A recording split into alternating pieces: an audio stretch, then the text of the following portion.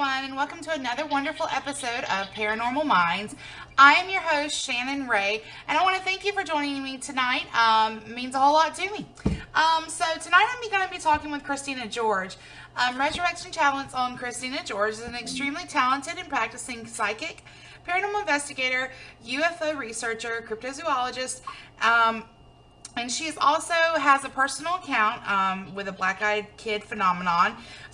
This story is featured in David Weatherly's new book, Strange Intruders. Without further ado, I do want to go ahead and break into it and introduce Miss Christina George. Hi, Christina. How are you doing?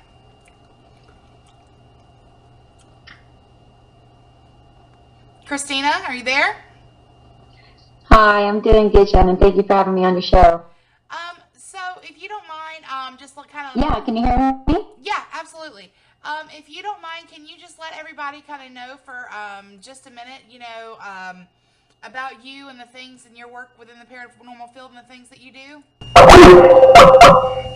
Uh-oh. That was us losing her. Let me get her back, and I think I'm going to actually call her a different way rather than Skype, and we'll be right back.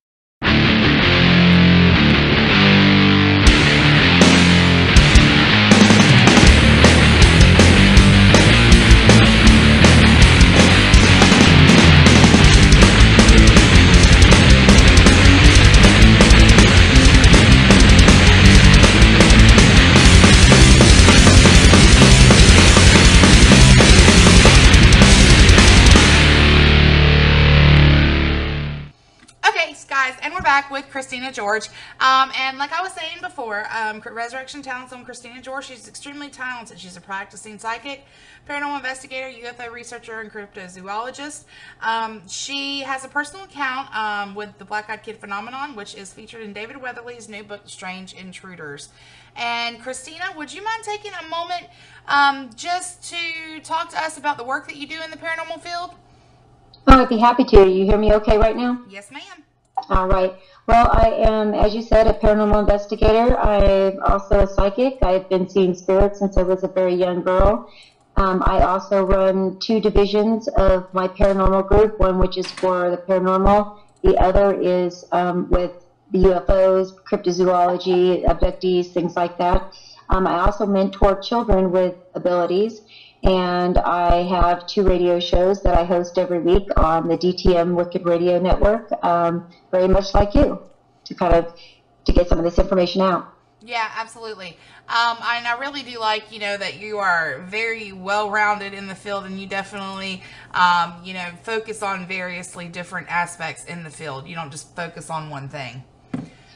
Well, it's funny that you say that, because the reason that my show was started out being Paranormal Connections was the fact that, everything that when I first started investigating, everything was paranormal. Mm-hmm. Now it's in very separate, distinctive, divisions between the genres. But there are many connections between all of the phenomena, which shows that there might be, more of a connection than we think. Yeah, absolutely. And I think that for us to have any kind of answers, and for us to be able to have any true what's what I'm looking for, broad perspective in the paranormal field and to get true answers, we're going to have to start looking at those divisions as a whole and not separately, because I think a lot of things are interconnected. Oh, absolutely. And what's so crazy is you get the, people who will believe in the UFOs and abductions, but they won't believe in spirits and ghosts. And you get the people who believe in psychic abilities, but they don't believe in, the UFOs and abductions. And then nobody wants to believe in Bigfoot, and Bigfoot doesn't, watchers don't believe in any of the other stuff. So it is very, very fragmented right now, and hoping that it will get, better in time. Yeah, and I think as more people have started, because I've noticed a lot of people that are within the field have started to approach it more as a comprehensive collection of the divisions instead of just each division singularly. And I think as more people start to do that, the more acceptable it will be. Yeah, but we also get so many groups now with the paranormal, coming out. You get all these enthusiasts. All of a sudden, we've got all these problems where people are coming in, they don't know what they're doing, and, we've got all these teams, which are good for research, but it's not good for, clients. So we're kind of running into some problems, and there's a lot of, ego right now in the paranormal field, and it's everybody thinks they know more than the next person. They're an expert. I even saw a truck the other day from a local paranormal group, and it had one of those advertising skins on it, and it said, licensed, bonded, and insured. They have 15 years experience investigating. Wow. And Christina, that really strikes a nerve with me, because I am so, I truly believe, I don't want to be such a discriminatory, nasty sounding person about it, because I'm all for new people coming into the paranormal field, and that's not the case. The problem is, you can come into the paranormal field and you can go investigate, but you don't have to go into people's homes. Do you know what I'm saying? Oh, absolutely. And these people are going into homes, making promises of being able to help somebody, and they don't even know how to help themselves. Oh, yeah. And we get it all the time. Oh, I get consulted on cases all the time, and they've had 2, 3, 4 different teams through there. Everybody wants to tell them that they've got, demons and demonic presence there. They all need exorcisms. It's, it's so dramatic, and although we do see an upswing the last 2 years of more negative cases, still the true demonic ones are still pretty far and few and in between. Yeah, and I agree with that too. And I think I blame a lot of these newer groups that have came in, and they've came in just from the sheer watching it on TV, and they really have not had the experience to really know what they're talking about, and TV makes the things portrayed that everything is demonic, and that's exactly how they're portraying it. And there's nothing wrong with going into the paranormal field. What's wrong is when you go in and you don't know what you're doing. But that's the problem. There is nowhere that you can, credibly go to learn this stuff, so people learn what they see on TV. Now, we do a lot of educating, new teens so that we can teach them the correct way to do things, but we as well tell them, that they shouldn't be taking new, clients on until, they really understand this and know what they're doing, because not only can it make it worse for the client, they can get an attachment themselves, and it can screw with their life and their family's life. So, yeah, absolutely. And I agree with you 110% on that one. So I do want to break in, because I think I could be on the soapbox about that stuff all day. But I do want to break in to talking about you and David Weatherly. I know you have that account in his book that has just come out, The Strange Intruder. And that image is up on your website, up on your screen right now, as well as various ways to get in touch with Christina will be up on your screen throughout the night. Christina, how did you become introduced to David Weatherly? Well, we actually had some mutual friends. That's how I knew of him, but I didn't really know him personally. And when I had my experience with the black-eyed children and the black-eyed adult, I'm not somebody who likes to just put information out without anything to back it up. So I actually called a mutual friend of ours and said, hey, this is just what happened to me. It sounds like I may have had a black-eyed kid encounter. Can you call David for me and find out what he thinks? Mm-hmm. And this person called me back and said, Oh, well, I talked to him and he said that no, it couldn't be because number one, there were no reports of there being any African American children that were black eyed children, and there were no reports of adults.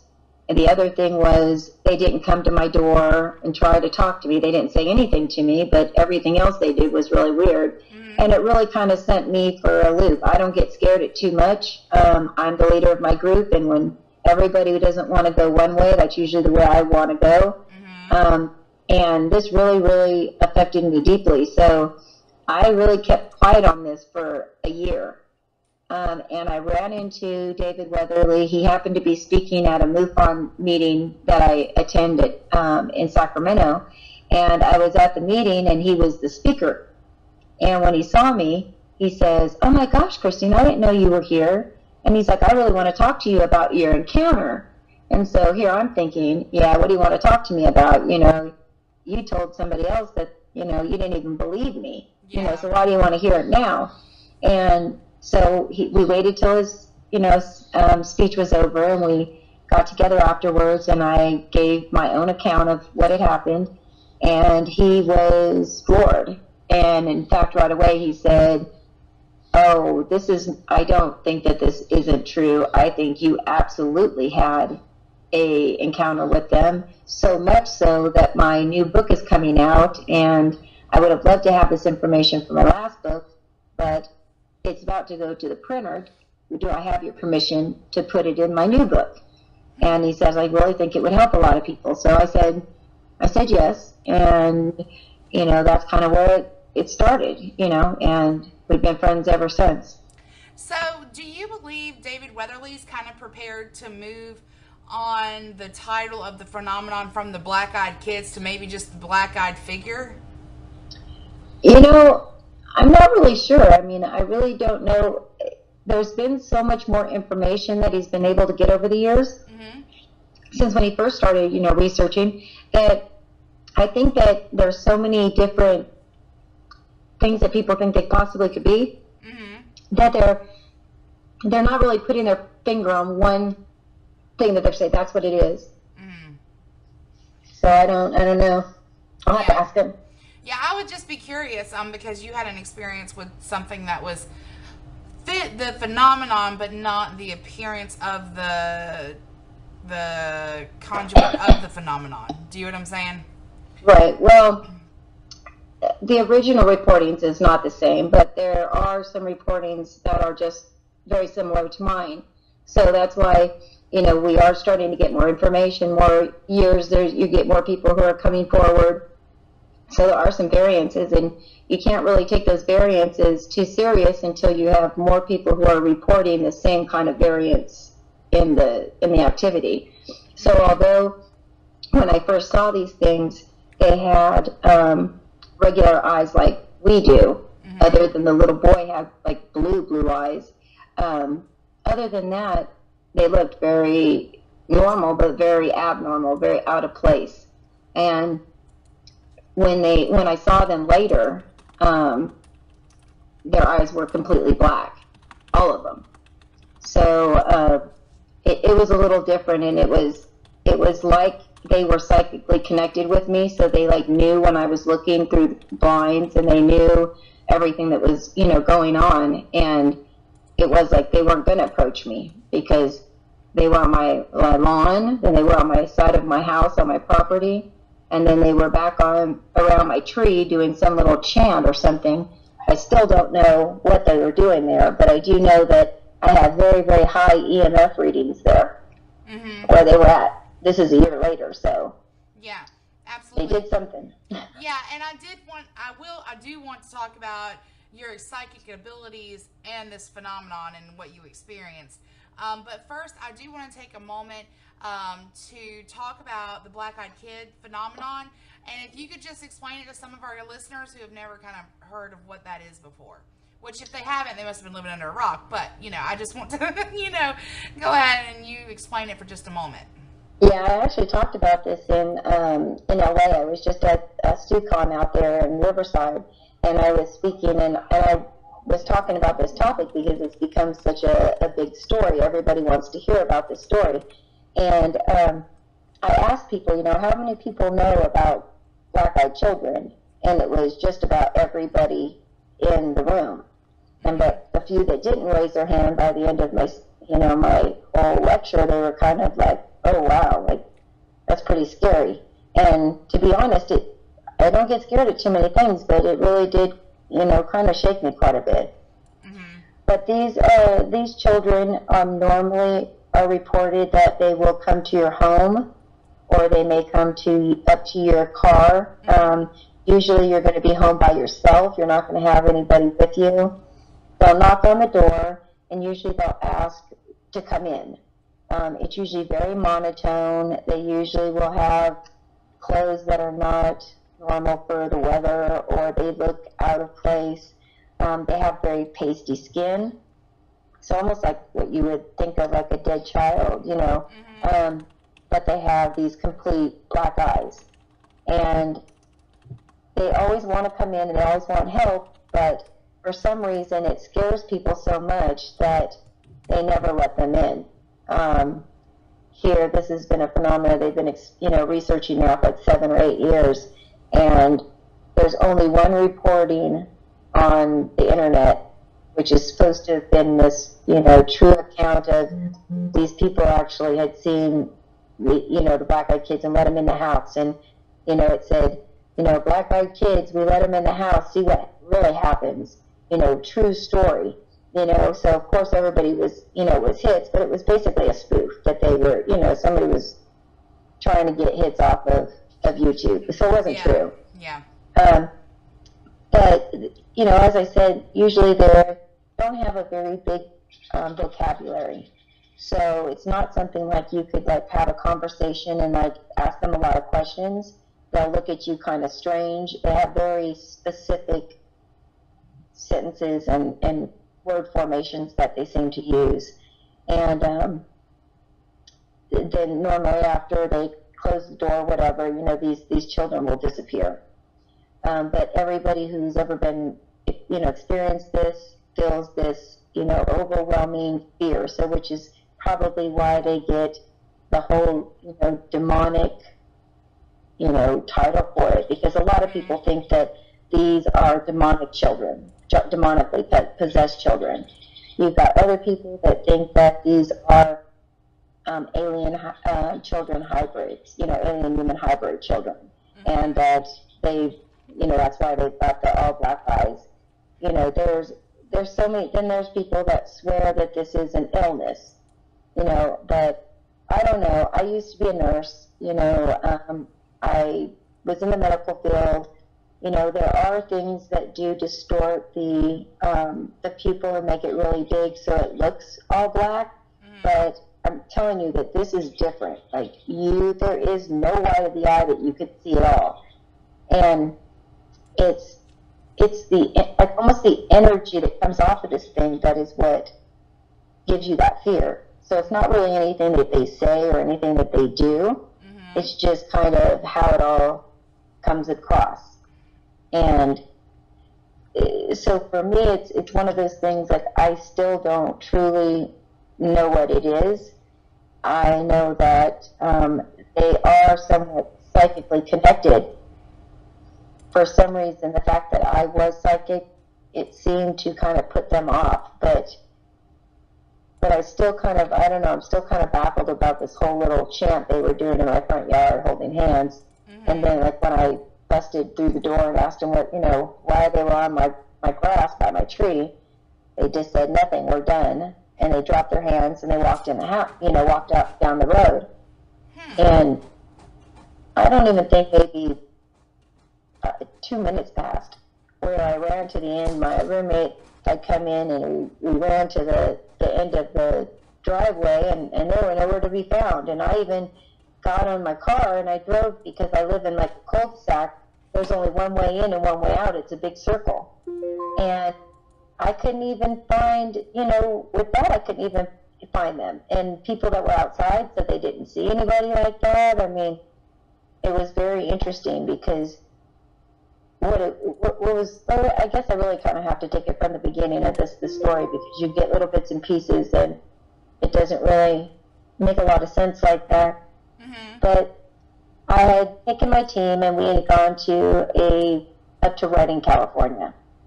And we had a client who was reporting that he had been abducted. He had a implant. He was having paranormal activity at his house. Mm-hmm. So I said, okay, well, we'll come. So we made the day. We went out there. The whole day that we were there was just the weirdest things kept happening. And so we did the case and we got out of there. We got home. And I got home and I have a roommate. So him and I decided that we were going to go to the store. So we get in the car and we drive off. Now, you kind of have to know my roommate. He likes to kind of live where nobody's around a lot and not a lot of unexpected visitors, things like that. So in our cul-de-sac, there's like a little side street, and we live way in the back on a dead-end street, built up to a green belt. So it's like nobody ever goes down there or anything. Mm-hmm. So he always gets very perturbed if somebody even walks their dog down that street, towards our house, because it's like, got the whole complex stay down there. So as we pull up from going to the store, he looks down and he says, who are those people? And I look down there and I said, I have no idea. So he pulls up in front of the garage door, and he opens the garage and he just leaves the car out. And it was running, and he gets out of the car and he says, well, I'm going to go find out. I don't know what they're looking for. Mm-hmm. And they were just standing in a line. So I saw him walk out there and walk over there to him. He had his arms on his hips and I guess was asking him why they were there or whatever. And then the next thing I know, he just put his hands down on his sides. He turned around, walked back into the car, sat down, pulled into the driveway, and put down the garage and started to get out of the car without even saying anything to me. And I'm thinking, what's going on? So I said, so what did they say? And he said, oh, don't worry about it. They're just looking for some lost feral cats. And I said, lost feral cats? Like, there's no lost feral cats out here. What are you talking about? Yeah. And he says, I don't know. It doesn't matter. And I'm like, of all people, I will, and you're not. So he's, don't worry about it. They'll find it. They'll leave. And so he goes down and goes into his bed, closes the door, and he just left me in the garage. So I walked in, and I live in a tri-story home. So he went downstairs. I'm on the main floor. I go to the upstairs. And even though he gave me this explanation, it wasn't registering correct with me. Mm-hmm. So I just had this really weird feeling. So I walked back down the stairs, and I have like these plantation shutters next to my window. So I decide I'm going to like sneak peek out of the blinds and see if they're still out there. I look out the blinds, and I see the three of them standing at the edge of my property, overlooking the hill. And they're standing in a straight line. And there's the lady, and she's, a Caucasian lady. She's got brown hair, kind of a blondish brown, long, wavy hair. Mm-hmm. She had like a sundress on, but it was all wrinkled. She looked very dry. Her skin was very, very dry and very ashy looking. And she had brown eyes. And then I saw this little African American girl. And I look at her, and she's got dark eyes, or brown eyes as well. But she's got these shorts on and a top on, but they're like mismatched, and they were all ugly as well. And she had some weird shoes on. I mean, it just didn't look right. Mm-hmm. And then this little boy, the same thing, except he was very, very fair-skinned. He had white hair. He had the most piercing blue eyes I've ever seen in my life, and this white hair, like white. And at first I thought, well, maybe these are foster children, and maybe that's the little girl's brother, and he's an albino, because I've known families, that it's been that way. but it's something weird. Something felt weird with the boy. So as I look out the window, all of a sudden, I see the three of them standing there holding hands, and all three of them turn all at the same time, as if they knew I was looking at them, and locked eyes with me. And it scared me so bad, I jumped backwards, almost fell down the stairs. I'm like, oh my God, what's going on? Like, why am I scared? I go run down the stairs, and I start banging on my roommate's door, telling him I needed him to come out. And I hear the water going, and I'm like, shower? And I'm like, why is he come in and take a shower? So I run back upstairs, and I'm like, okay, so I'm trying to come to grips that now I can't rely on him to come save me, so I've got to figure this out myself. So I'm like, why are you so scared, Christine? I really couldn't really reason with myself why I was letting this upset me so much and why it was scaring me so much. So I kept trying to tell myself to calm down, calm down, calm down. And so I finally calmed myself down, and I look out the window again. Now, they're still out there, but they're not on the hillside. Now they're on my grass right in front of my house, right in front of my tree, and they're standing in a circle holding hands, and they're like moving back and forth, like swaying back and forth, and they're chanting something. Mm-hmm. But I can't hear what they're saying. I can just see their mouths moving, and I see them holding hands and going back and forth. And once again, as I look through the shutters, they all turn heads, and they're at the top of their body, look dead at me again. So I jump back again. This time I jump into the closet door, my hall closet door, slam the doorknob into my back, and I'm like, oh my gosh, now I really can't, do anything. So I run back downstairs again for a second try to get a hold of my roommate, and once again it's failed. I still hear the water. He's not answering the door. So I'm like, all right, screw this. You got to do this. Like, how can you lead these groups in all this phenomena, and then here you're this big chicken when it happens to you? Like, yeah. I talk about people like this. That's which is so funny about it, because I talk about people that all the time about, people think they want to be in this field until they encounter something that scares the crap out of them, and it changes them forever. Yeah. And so here, I think I've seen just about everything. I mean, I've had possession cases, I've had demonic cases, I've had general hauntings, I've had, loved ones that won't go away because they have to get a message across. I've had it all. This was definitely different. And so I finally said, okay, look, if you're really true paranormal investigator, you're a strong psychic, here's your chance to prove it to yourself. Yeah. Don't let you down to yourself. You need to go out there and figure out what this thing is. Stop letting your imagination or anything else factor into it. So I get up the courage, I take a deep breath, I grab the doorknob, I turn it, and I pull it open, and I run outside real fast to the deck, and I say, what are you doing, and what do you want? And all of a sudden they looked at me. That's when they just dropped their hands and said, nothing, we're done. And that was it, that's all. And they just walked off and disappeared. And what was weird was right after that happened, I'm like standing there in like utter disbelief. Like, I know I'm not crazy. I know a lot of people think I'm crazy, but I know I'm not crazy. So I'm like, I know this is really going on. This is way too much for me to even take in.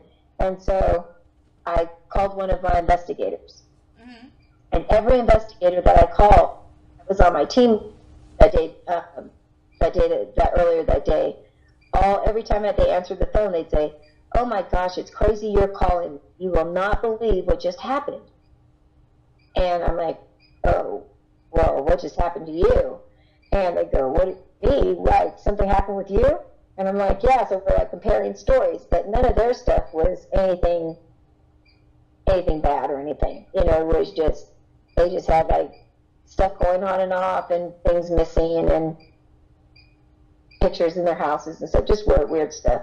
Mm-hmm. So they were all like, well, I'm glad, if we had to all have some some kind of phenomena that you had yours, because we couldn't have done that, you know. So now it's like the big deal in my group is that, you know, like my life is paranormal. I mean, I have haunted items that my garage has now turned into like the haunted collector's John Zaffis's, you know, museum, because I've had like back-to-back cases that have had, you know, really dark things attached to items in their homes. Mm-hmm. So I take it from their homes, and, you know, it's like, if you take it from somewhere, it's got to go somewhere else. And unfortunately, my garage seems to be the halfway house. The host of it. So I did want to ask you, when you explain this account to David Weatherly, and you're telling him about everything that happened, and, you know, the connection that you even had with everything happening,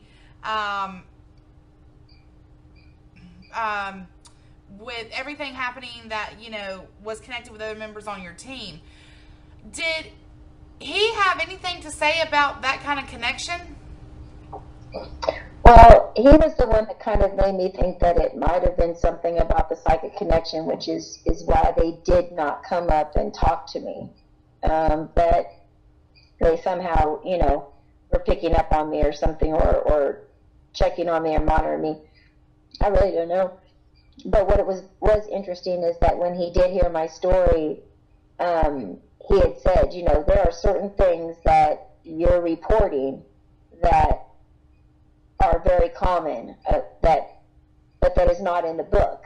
So he had left things out, you know, even from his books, because it was like as soon as he started writing and researching this phenomena, all of a sudden, like, everybody wanted to know about it. Mm-hmm. I mean, like, David has been on more radio shows, and, you know, he speaks all over the country. He just came back from Egypt, you know, where he talks about these, you know, this phenomena. So he really was a groundbreaker in this phenomena. So for him to say, you know, look, there's certain things that I can hear a story and I can tell if it's bull or not. Mm-hmm. You know, when he heard it through me, he was like, okay, well, that's not the story that I was told. Mm-hmm. So it kind of explained why he didn't really put too much credence, which is why I didn't put any credence into it. Mm-hmm. And so here a year later, when I meet him, you know, unbeknownst to either one of us, we run into each other and we find out that, oh yeah, he thinks I have something, you know, and he thinks that, you know, something that what happened to me is something was very important, and it needed to be so much so that it needed to make it in the book. Mm-hmm. And I will tell you, it's been really weird because, you know, these past few years, my abilities have just been out of control. I mean, after my near-death experience, my abilities came back tenfold, but it's like I've been plugged into an electrical socket and I was running on low, and now I'm fully charged, because not only am I, you know, seeing the spirits everywhere, and I mean everywhere, I'm also having premonitions, visions. You know, I can go in to somebody and know if they're sick. I can, you know, get around somebody and, you know, feel what they've gone through during the day. You know, it's a little overwhelming sometimes, you know, because sometimes this isn't something I don't think people really want. Yeah, absolutely. Sure didn't ask for it. You know? Yeah, and I love how you look at it, though, and you have such a positive outlook on it. You know, I've interviewed you before, and you just have a positive outlook on it and a good acceptance of your abilities. Well, you have to, and it's a big, important part of it. You know, like my journey as well is to understand like what's really important and what's not. And, you know, I don't get involved in all the paradrama. You know, I don't, you know, make friends based on what somebody else says or thinks of somebody. Mm-hmm. You know, first of all, my priority is helping the spirits, because I feel like that's the reason I have the connection with them. Mm-hmm. To whether it's to give a message for them or whatever it may be. Then the second thing that I need to do is, help educate others and help the clients that, it's not like they asked for this stuff to be in their house. And a lot of people do a lot of things. Yeah, absolutely. That creates a lot of the stuff that, they don't realize that they're creating. Yeah, that's true too. Now, do you believe there's any connection between your psychic abilities and the black-eyed kid phenomenons, and maybe the black-eyed kid phenomenon, and maybe they were drawn to you because of that? And did your ability give you any additional insight into this occurrence? What was interesting is that I felt very connected to them, but yet I couldn't read them. Mm-hmm. Like if I see you, say I saw you in a crowd, I could look at you and I could connect with you and I could read you. Mm-hmm. But I locked eyes with these things, and although I could feel the connection, I could not read anything. I could not get anything. The only thing I got was fear, which is, I don't know, was if it was my intuition or my already instilled fear, because I had been doing my own research about this phenomena. And which was kind of crazy, because when they say, be careful what you ask for. That's true. I was doing research on this, and I said, oh yeah, the interesting stories always happen to other people. Like my life has been paranormal, but I never really thought my stories were very interesting. Mm-hmm. And then all of a sudden, it was like 6 months later, like this happened, and I was like, now everybody wants to hear about it, but it's like each time I recount it, it's like going through it again. So it's kind of like, it's kind of weird how it all plays out. So you do have to kind of be careful what you wish for, because not everything that you ask for is always what you truly want. Yeah, that's 100% true. Now, when you told David Weatherly about them chanting around the tree, had he ever heard of that before? And did he have an explanation for that, or even a possible theory? No, he hadn't, but he was very, very interested in the fact that the EMF readings were so high around the tree, because he had actually said, hey, have you ever taken any readings around that tree since they were there? And I was like, no, being a researcher myself, I'm like, wow, why would I have not have thought of that? Like normally if I was at a client's, that would be the first thing I would do, but I didn't. And I said, a year now, almost to the day, when I found all this out. So I said, even if there was anything then, it's probably not going to be any residual energy there now. Well, he said, well, just go and check, and he did, and lo and behold, it was, putting our meters off the charts. So, and this is a year later. So what does all that mean? We, once again, we still don't know. I mean, that's the crazy thing about all this, is that I don't think there are really any definitive answers of anything. There's a whole lot of things that can show you, what it could be, but we're consistently learning new things. So what we may think about something today may be very different of how we think about it next year. Yeah, absolutely. And I'd agree with that 110%. So David Weatherly really had no idea why they would be doing that. But he's very fascinated, so that's why he just said, wow, this is amazing what you're reporting, and I really, really want to hear this. Yeah, I mean, I really want to have this in my book. So I said, okay. Now, my next question to you is, when you and David first talked about this, and he was interested and mentioned the EMF, did he mention the EMF because there are other accounts of high EMF within that, like when the occurrence occurs? I don't know. We were just talking about it, and he said, that's really weird. I've never heard of that. And I said, yeah, well, either have I. Welcome to my club. And so we just kind of sat there, and then he was like, well, what about, did you check the EMF readings? And I was like, no. So it was just something that just came up very casually. And so when he said, well, when you go home, I would do that, and then let me know what you find out. And when I told him that, they were off the charts, he was just like, oh, that's interesting. So, I haven't heard from, or I've chit-chatted with him on Facebook, just about business real quick, but I haven't really talked to him. I know that I should be getting my copy of the book here. He told me any day, but I don't really know. We haven't really got into depth about what he thinks of it, or what to make of the high EMF readings. This is something that said that it made him want to research this even deeper, because Mm-hmm. there was new stuff coming out all the time. So Yeah, absolutely. Um, did he discuss with you Strange Intruder? Does that just cover the black eyed kid phenomenon, or is there other things, other aspects of that book? Do you know?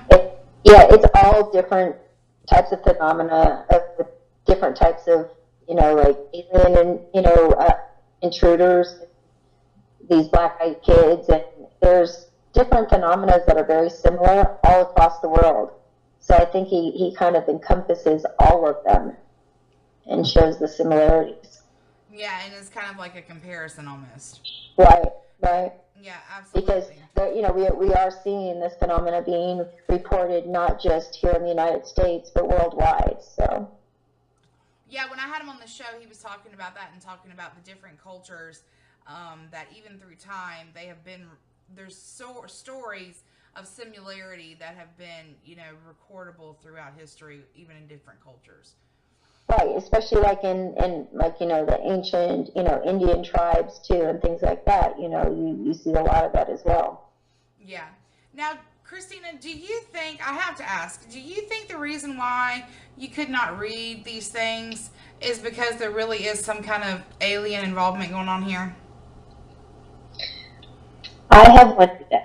I will be very honest. People ask me all the time, do I think that these things are actually demons? Because once again, when I speak at paranormal conferences, the consensus is that the majority of think that they are either demonic children, or possessed children.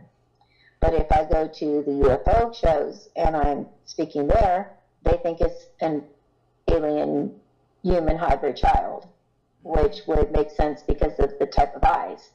Mm-hmm.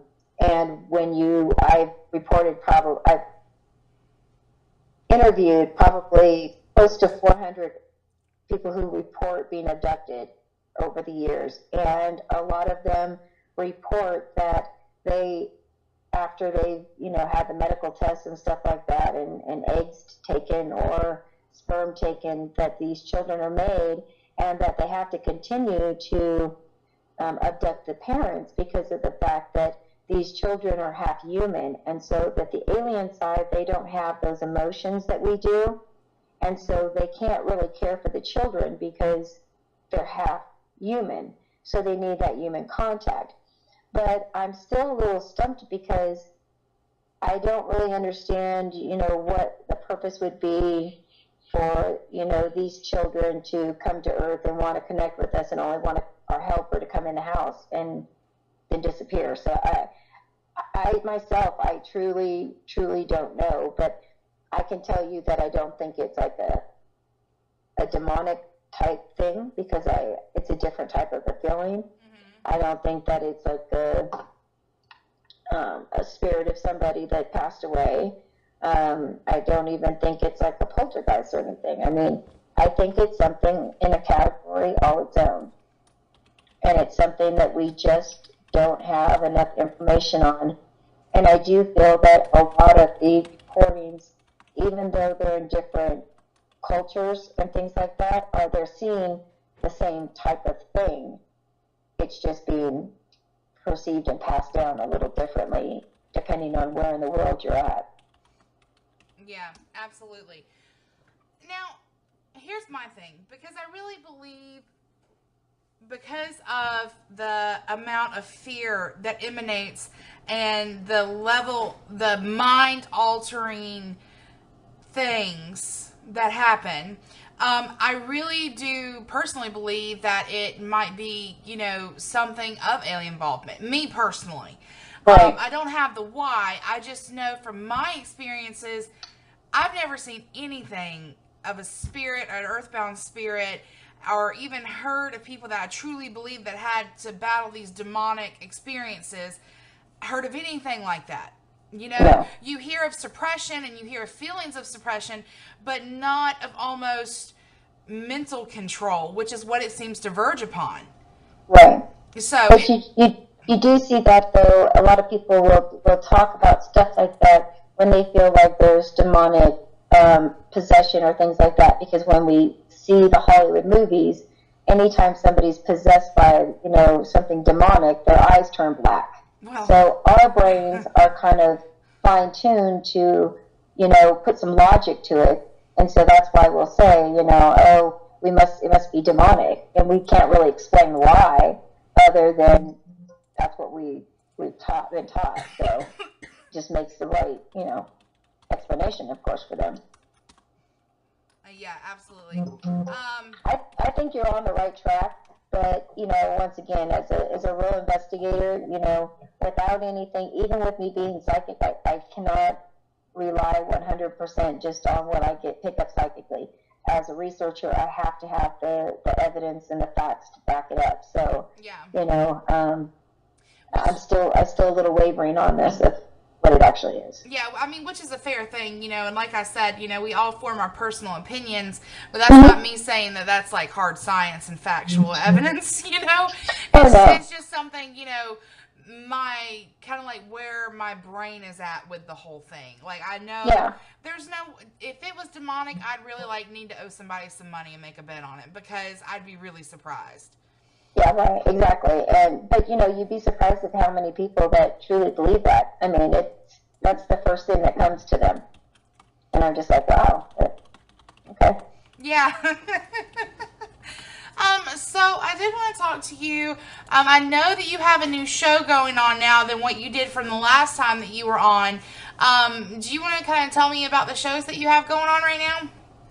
Well, I still have Paranormal Connections, which is on Wednesday nights on the DTMWickedRadio.com. And I'm on their network now. I used to be with another one, and they decided they wanted to start charging for shows, $100 per show per month. So it was a little steep. So it felt good because there was kind of a network, radio network war out there for me.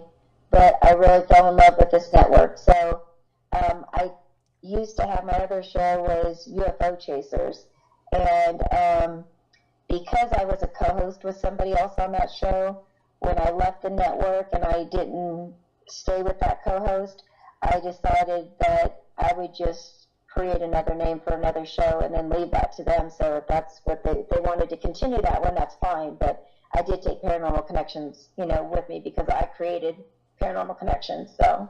Yeah, absolutely. And when you create something, it should go with you.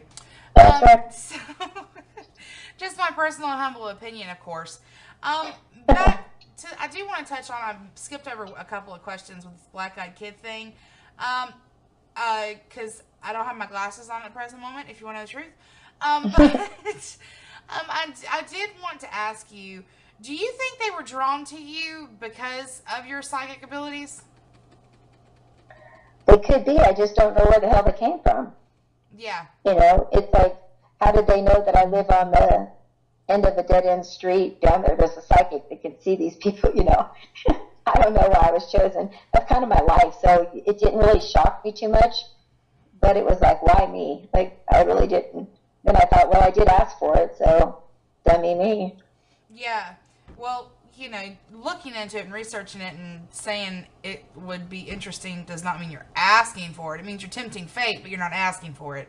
Well, maybe with my connection, maybe I somehow sent a signal out saying, hey, come see me.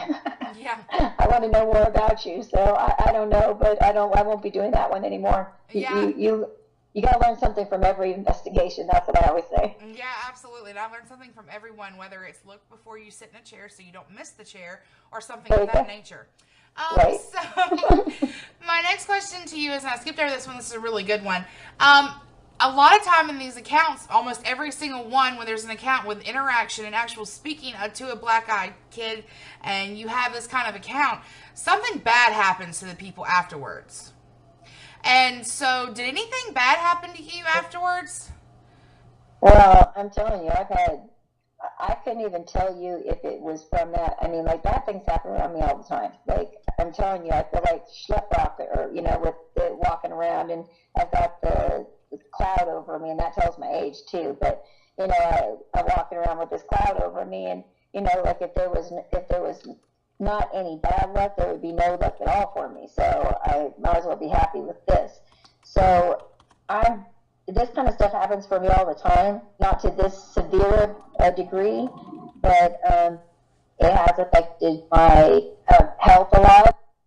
So, and I've had a lot of crazy things. My house, my padlock, or my deadbolt unlocks sometimes and just opens by itself. And I get little weird stuff, but if it was anything bad, I would know it, and I don't get that it's anything bad. So I don't know.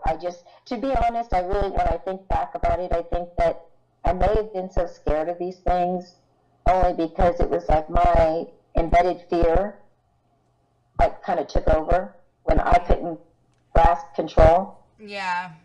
Like, I spun out of control, and I just kind of lost it, and like got filled with anxiety, and it took over. And so that could be a very logical answer of why I felt the way it was, and it was no mind control or anything like that. But on the other hand, we all want to look for a logical answer that's different than what usually the reality is. Yeah, absolutely. So, Christina, my next question to you is, you said you kind of have the bad things that happen around you all the time, and I never got to ask you this the last time that I had you on, and it's kind of in reference just to you. If you could change your abilities and change what you have and the gifts that you have, would you? Very good question. I think if you would have asked me when I was a teenager, I would have gladly exchanged them. I think that even with all of the bad, I think bad luck and stuff like that is all perception. So, if that's a big part of why I do focus a lot of my energy on helping other people for no cost, no nothing. I don't charge for readings. I don't charge people for investigations. I don't even charge to speak at events. It's like, if you bring me there, I'll come and tell you whatever you want me to talk about. But it's really, that's what I'm about. So I'm able to always find a lesson, even from the really bad things that happen in my life. And so sometimes I think, like, okay, the bad things that happen to me maybe aren't so bad after all. They might be bad timing, they might be bad things, but maybe it's just me not paying attention. And so something really drastic has to be shown to me to really kind of shake me up and make me pay attention. So, it's I don't know now that I would change it at all. I'm very comfortable with my abilities. I know I do a lot of good work, and everybody who's doing something good, is not haters, so they come along with the territory. Yeah, they do.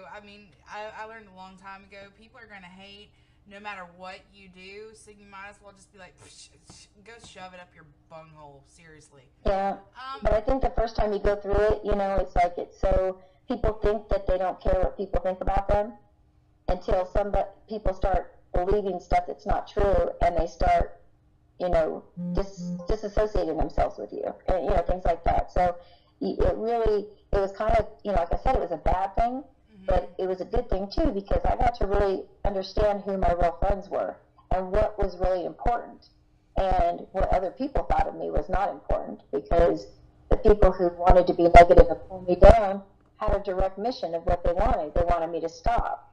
So, that only empowers me more to know that I got to keep going forward, and I got to keep doing what I'm doing.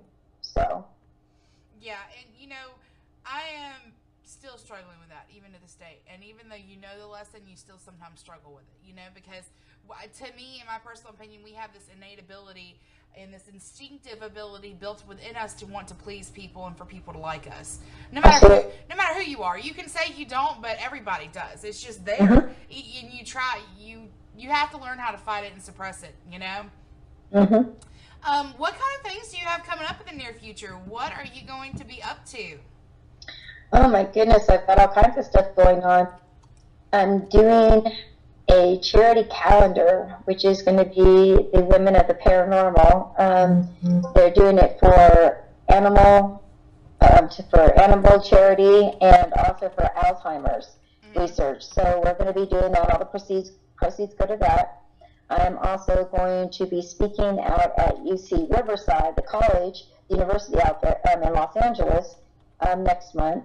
I am being flown. I've become very, very popular. My show's become very popular in the UK and Europe, way more than I ever thought. And so I now have a very well-known group and production company from the UK that kind of vetted me and found me and has kind of been trying to woo me to do some traveling and do some speaking and do some seminars.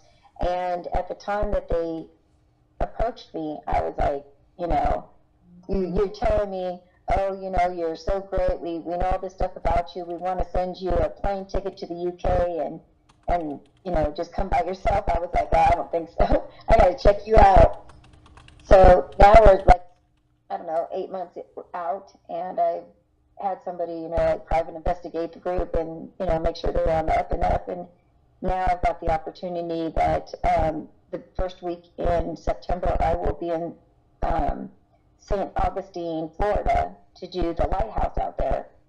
And then if all goes well and I pass my quote-unquote tests that they're testing me on, I guess, then I will be leaving for 3 weeks, and I will be going to Rome, then to Greece, and then to Egypt, all to go and investigate these places. That is super cool. Very cool. Yeah, so, and in the meantime, I've kind of taken a backseat. I just did my last case with my group. I have an amazing group. I have an amazing co-founder who's just as amazing psychic as I am. And now that I've really kind of got into the events and speaking and doing all these different things, I really don't have the time I did for the investigations. So I've kind of passed things down. I'm going on a little hiatus from investigating, taking on private cases, and I'm going to go and do some of this stuff and try to see where it takes me. Yeah. I don't blame you there at all, and it sounds like you have some amazing plans planned out for yourself for sure, and I'm very excited for you because I know you absolutely deserve them. And believe it or not, the last time we talked, I told you need to take a break and not be so crazy with this stuff, and now you're taking a break a little bit. Yep. A little bit, not a lot of a break, but a little bit. Yeah, well, a little bit in my book, is a lot because, I'm pretty, stubborn when it comes to, putting myself first. So, I met everybody halfway or a quarter of the way. Well, you know what? Go to Rome and meet a really cute boy or a man. And, do some great and amazing things and just have fun because that's really what it's all about at the end of the day. Oh, well, absolutely. So, just my personal opinion. But I do want to thank you so much, Christina, for coming on. And Christina's information has been on your screen all night. It's Paranormal Investigator 916 at Facebook.com. Her Twitter is Paranormal Woman. Is that still correct, I hope? Yes. Okay. And then if you were interested in David Weatherly's book, Strange Intruders, which has Christina's account in it, you can get that at www.leprechaunpress.com. I know they're accepting orders, but are the orders being distributed now, Christina? Yes, he just got the books, so they are going out. Okie dokie. Well, that is a good thing to know and for everybody else to know.